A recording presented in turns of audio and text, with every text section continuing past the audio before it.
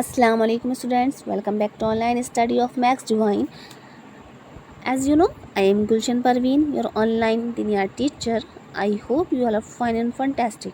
Today we are going to talking about as a first syllabus theology chapter number 8 नुज़ूल वही class 7. आज हम अपने theology book का chapter number 8 नुज़ूल वही पढ़ेंगे. नुज़ूल वही के माने क्या होते हैं? नुज़ूल के माने होते हैं उतरना या नाजिल होना. वही के माने होते हैं अल्लाह का पैगाम.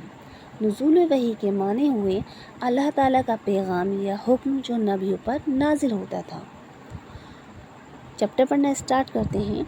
हुजूर सल्लल्लाहु अलैहि वसल्लम को ख्वाब दिखाई देने लगे.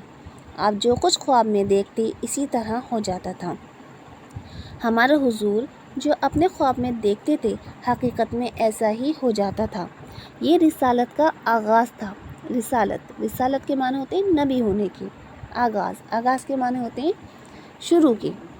ये नबी होने की शुरुआत थी. आपकी उम्र का 41वां साल शुरू हो चुका था और आप हस्ब मामूल रोज़ाना की तरह या आदत के मुताबिक गारे हीरा एक पहाड़ का नाम है, इबादत में मसरूफ़ थे. हमारे हुजूर को जो नबूवत मिली थी यानी हमारे हुजूर जो नबी हुए थे वो 40 साल की उम्र में हुए थे, तो उनकी उम्र का 41वां साल लग चुका था और आप अपनी आदत के मुताबिक रोज़ाना की तरह गारे हीरा में अल्लाह की इबादत में लगे हुए थे. हज़रत जिब्राइल अलैहिस्सलाम अल्लाह का पैगाम वही के ज़रिए नबियों के पास लाया करते थे. पैगंबर सल्लल्लाहु अलैहि वसल्लम के बाद ये सिलसिला ख़त्म हो गया. एक फ़रिश्ता ज़ाहिर में दिखाई दिया जिसने आपके सामने कुरान शरीफ की आयत पेश की. हज़रत जिब्राइल अलैहिस्सलाम अल्लाह नबी के सामने दिखाई दिए. उन्होंने ये कुरान की आयत उनके सामने पेश की.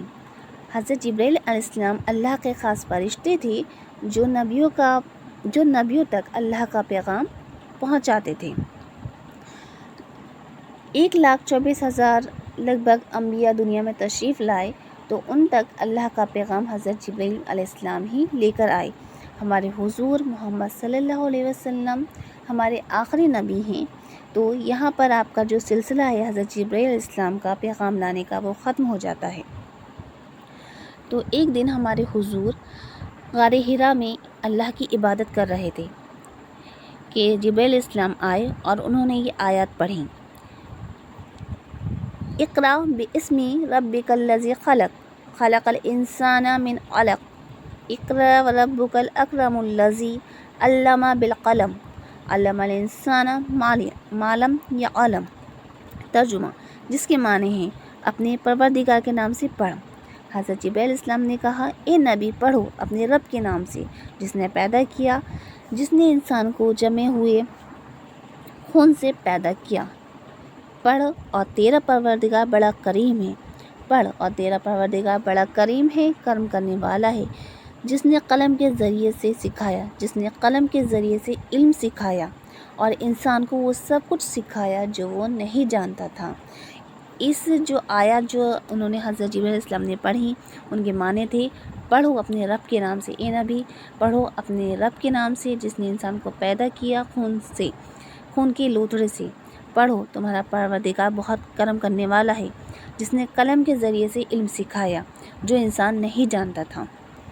इसके बाद आप वापस घर तशरीफ़ ले आए और हज़रत खदीजा को सारा वाक़या सुनाया, सारी बात सुनाई. तो हज़रत खदीजा ने आपको तसल्ली देते हुए कहा, खुदा आपको कभी रुसवा न करेगा. हज़रत खदीजा ने कहा कि खुदा आपको कभी रुसवा ना करेगा. रुसवा के माने होते हैं बेइज्जत होने के, बदनाम होने के. खुदा आपको कभी बेइज्जत नहीं करेगा, बदनाम नहीं करेगा. आप क़ुराबतदारों आप रिश्तेदारों का हक़ अदा करते हैं, लोगों के बोझ उठाते हैं, फ़कीरों और मिस्कीनों की मदद करते हैं. मिस्कीनों के माने होते हैं मोहताज, लाचारों.